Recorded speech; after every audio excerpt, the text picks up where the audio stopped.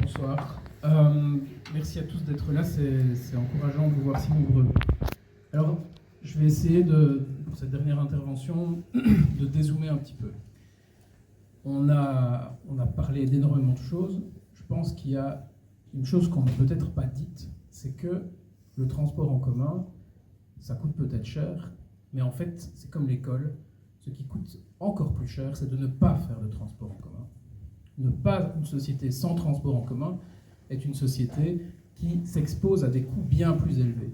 Aussi bien pour les ménages, sur le plan individuel, c'est évident, si vous avez la possibilité de vous déplacer en bus ou encore mieux en tram, en train pour vous rendre à votre travail, vous savez que ça va vous coûter moins cher que de payer une deuxième voiture dans le ménage, par exemple. Et pour beaucoup de Liégeois, c'est ça l'enjeu ici. On a la possibilité de permettre à plein de ménages de se passer de la deuxième voiture. Mais c'est vrai aussi pour la collectivité, parce qu'il y a beaucoup d'investissements à faire, mais tout ce qui concerne les coûts de la voiture individuelle et de notre dépendance à la voiture individuelle, eh bien, on n'en parle pas, on ne met jamais ça en balance avec les coûts du transport public. Alors, ces coûts, on pense qu'aujourd'hui, on dépense à peu près 2 milliards, peut-être un peu plus que 2 milliards d'euros. Chaque année, les Liégeoises et les Liégeois dépensent un peu plus de 2 milliards d'euros chaque année pour leur voiture. Je parle ici des habitants des 24 communes. Les coûts, ils sont aussi sur le climat. Ne rien faire, ça aura des conséquences. On a déjà beaucoup demandé aux sinistrés des inondations ce qu'ils en pensent. Ça a des coûts sur la santé. On sait que l'impact d'une réduction du trafic automobile se chiffre en centaines de millions immédiatement sur la sécurité sociale. Ça a des coûts en termes d'accès à l'emploi. Le transport en commun, c'est ce qui permet à plein de gens d'accéder à un emploi. Et de ce point de vue-là, d'ailleurs, il y a lieu de réfléchir sur la manière dont on dessert nos zonings industriels et économiques. Ça a des coûts en termes de congestion urbaine. On a très souvent des études des sociétés, des consortiums d'entreprises, des syndicats patronaux qui nous expliquent que la congestion urbaine, vraiment, ça coûte très cher aux entreprises. Ben oui, effectivement, investissez dans le tram. Ça a des coûts en termes de balles. On envoie plusieurs pourcents de notre PIB chaque année dans les pays du Golfe et ailleurs pour acheter des hydrocarbures. Évidemment, utiliser bien mieux cet argent si on le gardait ici en se déplaçant avec de l'énergie produite ici et des outils de transport public. Et puis ça a des coûts urbains. Jacques l'a largement développé, je ne vais pas revenir longuement là-dessus, mais quand même, le tram, c'est un outil de reconquête de la ville. On ne fait pas mieux. On ne fait pas mieux que le tram pour reconquérir la ville, pour se réapproprier la ville, pour densifier qualitativement la ville. Et ça aussi, ça a des effets retours. Une ville qui fait un tram, c'est une ville dont la fiscalité locale, par exemple, va se porter beaucoup mieux. Alors à Liège, c'est évident, on a beaucoup trop peu investi. Pour plein de raisons, de bonnes et de mauvaises raisons. Je crois qu'une des raisons, c'est la fusion des communes ratées, l'absence de métropole, le fait qu'on n'a pas su faire émerger une vision commune à l'échelle de la réalité urbaine de Liège, c'est-à-dire de 690 000 habitants. 690 000 habitants, c'est le chiffre de l'ONU. Les Nations Unies ont un office de statistiques qui donne la taille des villes. Liège, c'est 690. Troisième ville de Belgique. Martelons-le partout. Liège, 690 000 habitants. Et donc on a perdu 30 à 40 années entre la désaffectation du tram dans la fin des années 60 et la décision du nouveau tram vers 2008-2009. Il y a une quarantaine d'années qui se passent. On peut peut-être remonter à Semali Transitec, l'étude qui a lieu en 2000-2001, qui est peut-être le moment où enfin un consensus se reforme. On a parlé de métro, on a parlé de TAU, on a parlé de Safège. Safège, c'était un machin suspendu. Il y a eu plein d'idées, mais on a tardé à atterrir. Aujourd'hui, on le paye très cher. Mais néanmoins, je pense qu'il est légitime, comme Liégeois, que nous nous comparions aux autres villes, déjà aux autres villes de Belgique. Alors, je donne quelques chiffres. Anvers, 1 million d'habitants, 110 km d'infrastructure, 14 lignes de tram, c'est-à-dire 11 km d'infrastructure pour 100 000 habitants. Gand, 480 000 habitants, 32 km d'infrastructure, 6,6 km par 100 000 habitants. Charleroi, 420, 33 km, et bientôt plus, puisque la ligne 5 va bientôt être inaugurée, 7,8 km par 100 000 habitants. Et Liège, avec la ligne courte, Coron-Meuse-Sclessin, 1,6. Et je ne parle même pas des grandes villes où c'est encore bien plus que ça. Bruxelles, c'est encore bien plus élevé. La comparaison vaut aussi au niveau européen. Vous allez regarder toutes les villes aujourd'hui de plus de 500 000 habitants en Europe occidentale, toutes, sans exception, elles sont mieux équipées que nous. La dernière qui était moins bien équipée, c'est Bologne. Et Bologne est en train de construire 3 lignes de tram d'un coup. Alors, je vous cite même pas les chiffres de Montpellier, de Nantes, de Strasbourg, de Grenoble, parce qu'on pleurerait. Si on était une ville française, comme Willy Demeyer le disait récemment, nous en serions probablement à notre 7e ou 8e ligne de tram. Voilà. Mais avec la région wallonne, on doit se contenter d'une ligne et encore pas d'une ligne complète. Pire que ça, le service du TEC est en train de se dégrader de façon visible aujourd'hui. Et tous les usagers du TEC ici dans la salle le savent. Les annulations de bus se multiplient.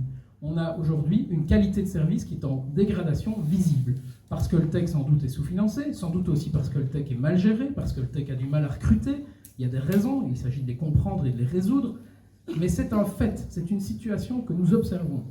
Et pire encore, cette résignation, elle est aujourd'hui actée dans une décision, puisque la réorganisation du réseau TEC qui est annoncée pour l'inauguration du tram, c'est-à-dire pour début 2025, prévoit une réduction de 15, 20, 30 et même sur certaines lignes 50% de l'offre par rapport à l'offre actuelle. Et de ce point de vue, je souligne le travail des comités de quartier. Je sais que plusieurs personnes ici sont présentes pour représenter ces comités de quartier qui ont tiré la sonnette d'alarme là-dessus. J'ai interpellé au conseil communal début de ce mois, et c'est notamment sur base de leur travail. Bref, je pense que tout le monde peut s'accorder aujourd'hui sur le fait que la mobilité est un enjeu critique pour Liège, un enjeu clé, un des 2 ou 3 enjeux les plus importants, peut-être avec le logement. C'est vraiment ce sur quoi nous devons nous concentrer. Et pour y arriver, alors je ne vais pas ici faire tout le programme, hein, on le connaît, il y a le REL, il y a le tram. Chez Vega, on tient beaucoup à la 2e ligne de tram aussi, il y aura le téléphérique, il y a plein de choses. L'enjeu ici, c'est pas de faire ça. L'enjeu, c'est de reconnaître qu'on est parvenu à construire sur une série d'aspects un consensus entre communes, un consensus entre niveaux de pouvoir, un consensus entre partis. C'était le PUM, et c'est d'autres éléments qui viennent. Et ce consensus, il est indispensable. Il est indispensable pour 2 raisons. D'abord parce que les projets de transport public, ils se mènent sur plusieurs législatures. On ne réalise pas un projet de transport public en 5 ans, et puis un autre, c'est les 5 ans d'après, etc. On a besoin d'une vision partagée, au moins d'une base de vision partagée, d'un consensus sur les grands aspects qui nous permettent d'avancer, qui nous permettent, année après année, législature après législature, de marcher, d'aller vers l'avant. Et il y a un exemple ici qui doit nous inspirer, c'est la Flandre. La Flandre, sur les questions ferroviaires, s'est dotée d'une vision commune depuis des décennies, depuis plus de 50 ans. Cette vision commune a permis à la Flandre d'avoir des investissements cohérents dans le ferroviaire. Nous devons avoir au niveau liégeois la même chose. Liège, l'ensemble des forces vives de Liège doivent partager une vision, au moins les bases d'une vision et la défendre. Et qu'est-ce qui se passe ici, avec la décision du gouvernement wallon? Eh bien, c'est la rupture de ce consensus, une rupture brutale, et même une rupture stupide de ce consensus. La décision est prise sur des mauvaises bases, sur une base trop peu étudiée, et en fait, ce que cette décision va faire, en rompant ce consensus, c'est-à-dire en faisant en sorte que la prochaine formation de gouvernement va de nouveau être conflictuelle sur cette question, parce que je ne doute pas que la gauche regagnera beaucoup de points en 2029 et arrivera avec un projet bien plus ambitieux que cette dévastation qui nous est proposée aujourd'hui. Ce qui s'annonce aujourd'hui, c'est une perte de temps gigantesque. On a perdu probablement 10 ans avec cette décision. Certains disent 20. On a perdu énormément de temps parce qu'il va falloir reconstruire ce consensus. Il va falloir d'abord expliquer à M. Decken que Jemep ne se trouve pas à Herstal, et puis il va falloir avec lui, avec les gens qui sont là, retrouver un minimum d'horizon. Mais cette décision du gouvernement n'est pas seulement une rupture du consensus, c'est aussi une rupture de confiance vis-à-vis du citoyen. Je pense notamment aux personnes, aux particuliers, aux commerçants qui avaient fait des choix d'investissement, des choix de localisation résidentielle en fonction de ce tram annoncé, et qui du jour au lendemain se retrouvent gros gens comme devant. Je pense aussi au véritable enfumage auquel le ministre s'est livré en nous annonçant que pas de souci, on allait mettre une super ligne de bus à la place du tram à Seraing, à Seraing et Herstal, alors que les 2 lignes dont on parle, c'est des lignes qui étaient déjà prévues avant qu'il arrive. Tout ce qu'il a fait, c'est dire bus prioritaire. Et comme Arnaud l'a très bien expliqué, c'est des bus prioritaires qui seront sans site propre dans les rues étroites de Seraing, où en fait on aura un service à peu près équivalent au service actuel, c'est-à-dire la ligne 2 et la ligne 7, sauf que ce service va même être raccourci, puisque à Seraing, le bus 2 allait jusqu'à Boncel et même jusqu'au CHU, le lien avec Boncel va être coupé, Je vois Sabine Roberti ici et je sais qu'elle sait l'importance pour une commune comme Seraing d'avoir un lien entre tous ces quartiers, et le lien entre Boncel et le cœur de Seraing est évidemment un enjeu crucial pour les Cérésiens. Cette décision du gouvernement, c'est aussi de plus en plus clairement, et on a de plus en plus d'éléments qui tombent, une décision qui est clairement de mauvaise gestion. Ils viennent nous donner des leçons en disant qu'eux, ils ne gaspillent pas l'argent. Ce vers quoi on s'achemine, c'est très très clair à Herstal, et je pense que ça risque d'être le cas à Seraing aussi. C'est une décision qui va au final coûter plus cher pour un service moins bon. Pourquoi plus cher? Parce que d'abord, il va falloir payer les travaux déjà réalisés, ils étaient déjà faits à moitié. Il va falloir payer tout le matériel qui avait été commandé. Le matériel de voie, ça ne se commande pas en 3 semaines. Quand on commande un aiguillage, quand on commande des poteaux designés, machin truc, évidemment, ça prend du temps. Tout ce matériel-là, il va falloir l'indemniser. Il va falloir payer une indemnité dédiée aux entreprises, aux sous-traitants. Il va falloir refermer le chantier qui est aujourd'hui éventré. Et on a vu un commerce qui vient d'ouvrir, où la commune de Herstal a dû, en toute dernière minute, faire un accès pour que le commerce puisse ouvrir, parce qu'il y avait une tranchée devant. C'était ça, la décision. Hein. La décision du gouvernement MR engagé, c'est on laisse les acteurs locaux se débrouiller avec une tranchée ouverte devant chez eux. Il va falloir refermer. Et puis, il va falloir mettre en place un autre projet. Des études qui vont prendre 1 an, 2 ans. Une étude d'incidence, probablement. Un permis, des recours, une adjudication, un financement. Mais qui croient sérieusement que ces gens qui, manifestement, maîtrisent si mal leur dossier vont être capables de mener ça à bien dans les 5 ans? Ils vont juste nous faire perdre un temps fou. Et ça va coûter beaucoup plus cher.